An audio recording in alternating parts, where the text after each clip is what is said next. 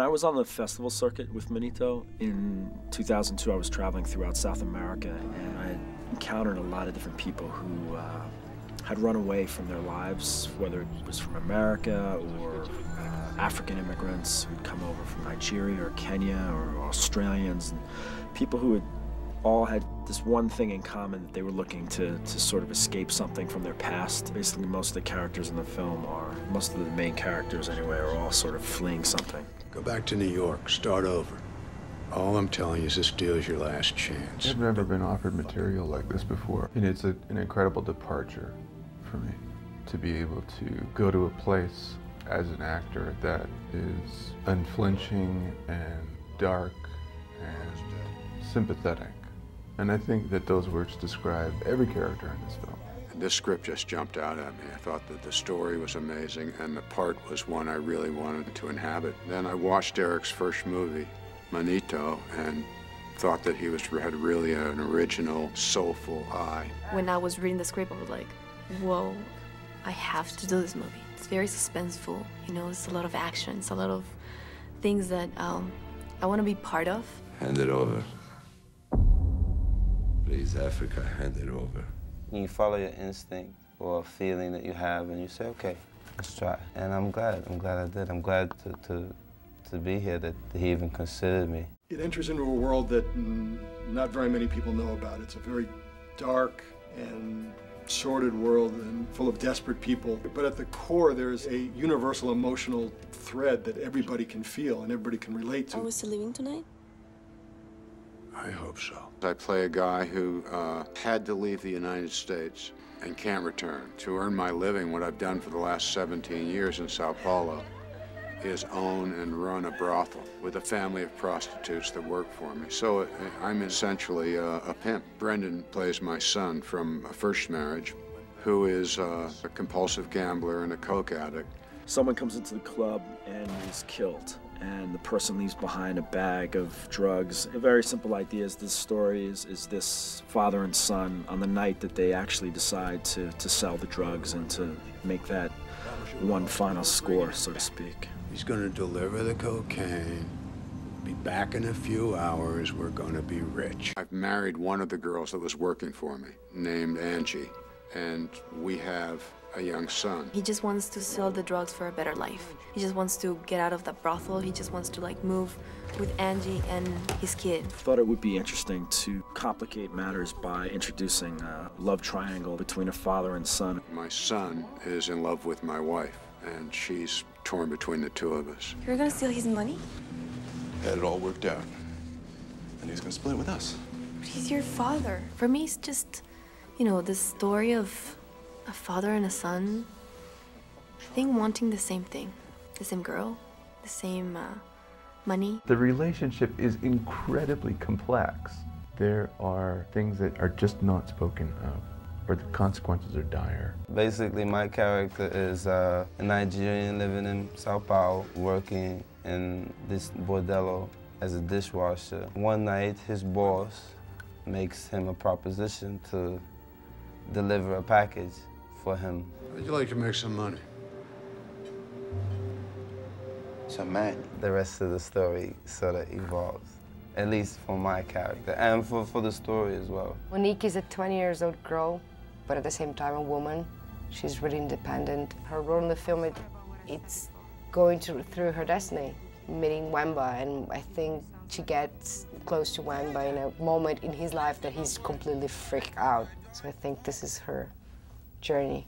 There isn't one person in the film that's just purely bad. I wanted to present the character of Paul, Brendan's character, and you initially just think that he's one way, and hopefully your perception of who he is changes when you find out what type of upbringing he had. No one's good, no one's bad. The people who are sort of living on that fine line, which I think are more interesting. And try and find a way to humanize a character who could otherwise easily be just written off as some sort of villain.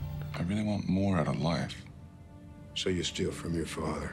But there were things that were interesting and challenging. To play a person who's caught between two loves, an old love for a son and a new young love for a young wife, a person who somehow sees his life as having a second chance, starting over.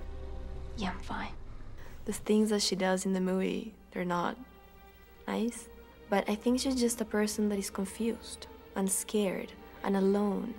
And she needs company. She's a very ambiguous person. Sometimes she wants to do something, but part of her doesn't.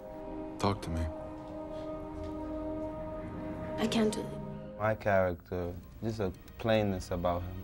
A plain man in extraordinary circumstance that he didn't plan for or even want.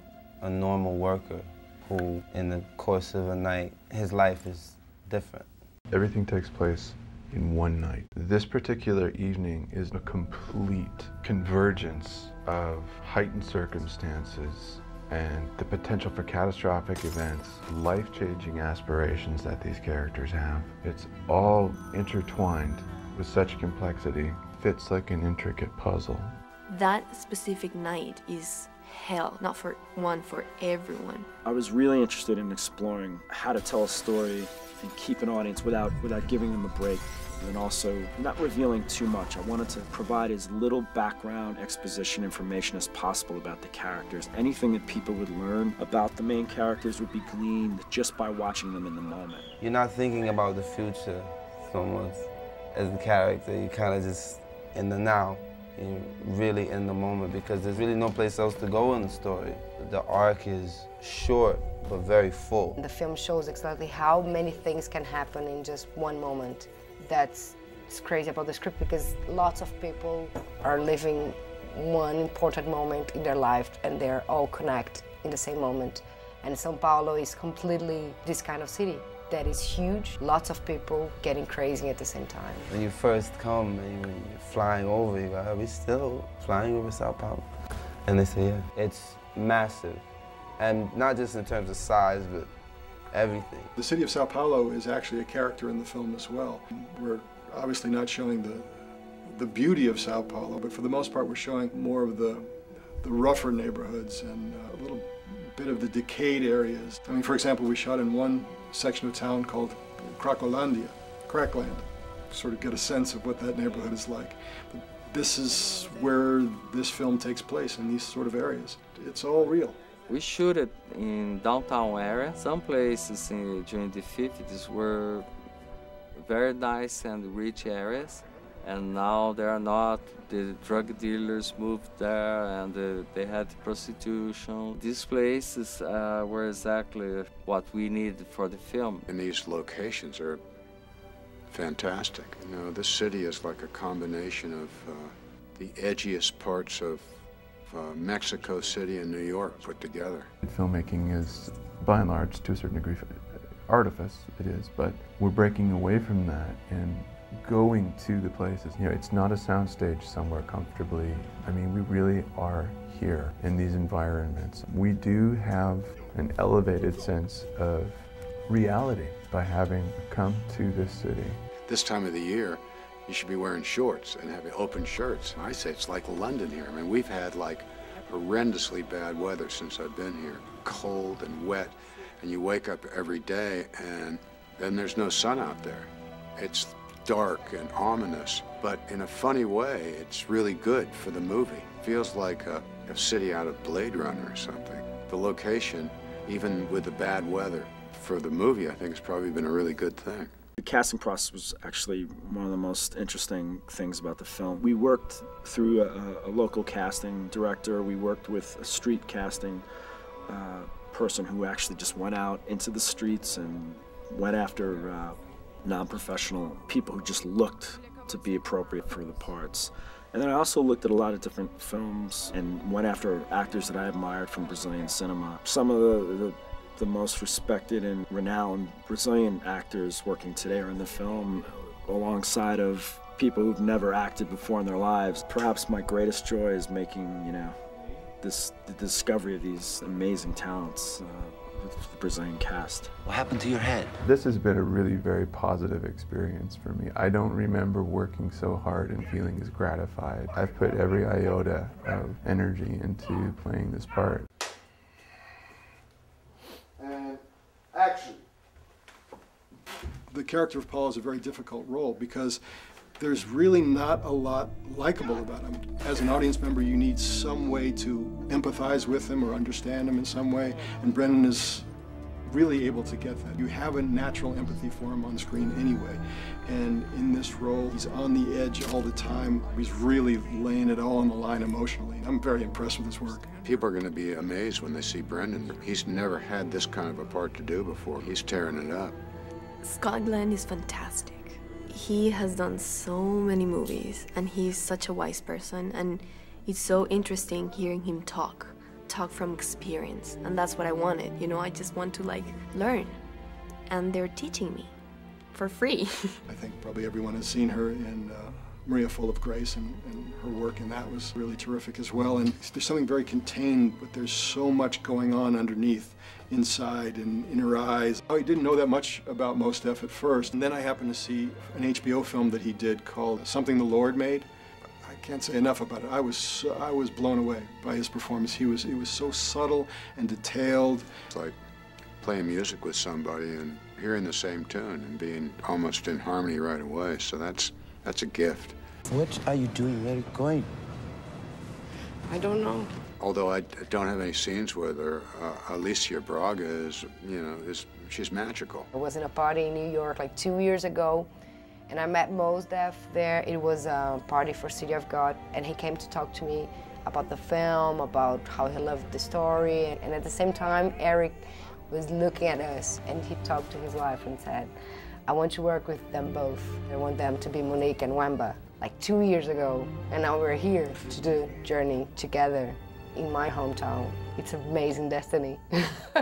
Everyone feels like they've really given themselves over to this thing, and I'm sure they have for the same reason I have, because the script is so good, and Eric has such a pure commitment as an artist to his own vision and his story, and at the same time doesn't constrain us in our performances and lets us find our own values and then uses them, and he's amazing. He loves actors. You know, he just spends a lot of time with us, and I think that's very important, not just for us, for the movie to be real and to be powerful. And I feel like very strongly that I'm in good hands, we all are, with Eric, because he is a writer-director of singular vision, in the sense that he just knows what he wants. He doesn't know exactly what it is, because he looks towards others sincerely for their input, for their collaboration.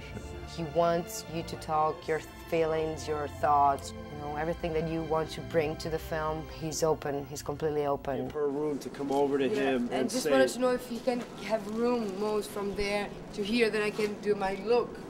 Because I didn't know where I should look. Sure. What happened? I think he is a very great storyteller.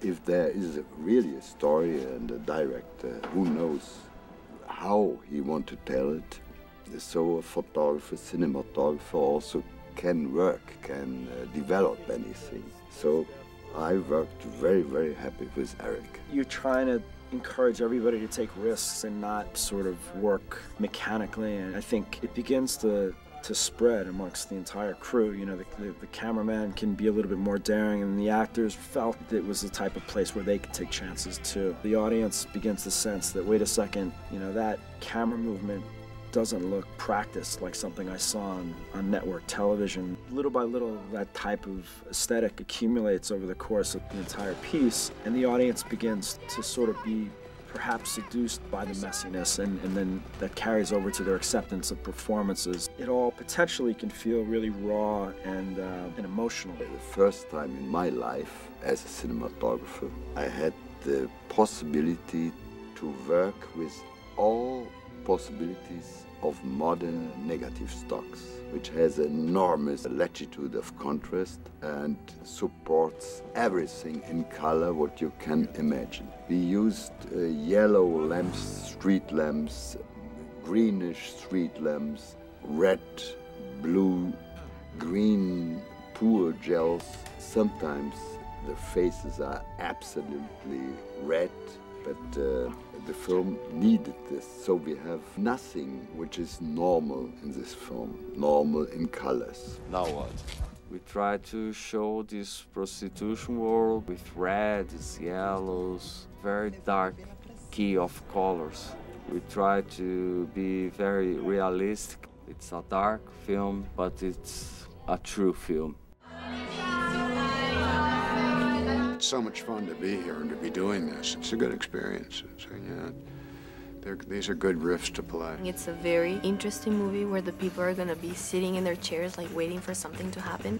You know, something is going to happen. I just really want people to see it. I think it's an awesome story. I don't like to give away too much. What is it? It's a story of redemption, about really wanting a better life. It's very simple, actually. Just the circumstances and the stakes are so high, and all the events unfold in one night.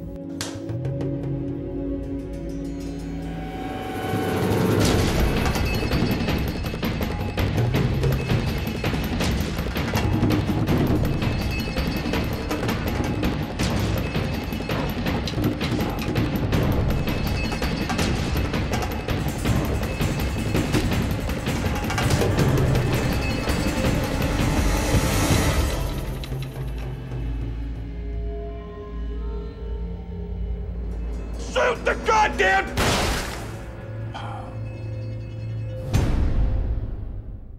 It is a journey towards the end of the night.